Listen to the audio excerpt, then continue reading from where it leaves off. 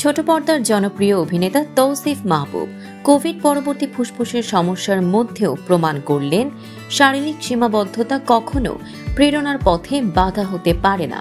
শুক্রবার রাজধানীর হাতিরঝিলে অনুষ্ঠিত হাফ ম্যারাথন 2025-এ 21 কিলোমিটার দৌড় শেষ করার পাশাপাশি তৌসিফ মাহবুব ফিলিস্তিনের পতাকা হাতে তুলে নেন, যা দৌড়টিকে আরও স্মরণীয় করে তোলে।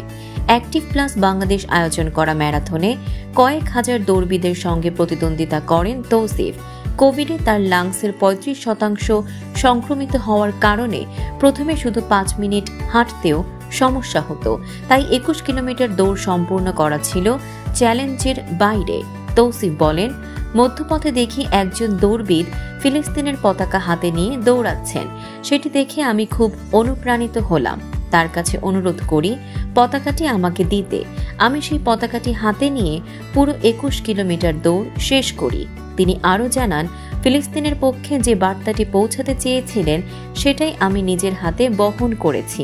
এটি আমার জন্য একটি গর্বের মুহূর্ত। এবারের ম্যারাথন শুধুই শারীরিক দৌড় নয়, সামাজিক ও মানবিক বার্তারও প্রতীক হয়ে উঠেছে। তৌসিফ দেখিয়েছেন খেলাধুলা ও ব্যক্তিগত চেষ্টা কেবল নিজের জন্য নয়, অন্যদের জন্য প্রেরণা হয়ে দাঁড়াতে পারে। এছাড়া তৌসিফ ব্যক্তিগতভাবে আরও বড় লক্ষ্য দেখছেন।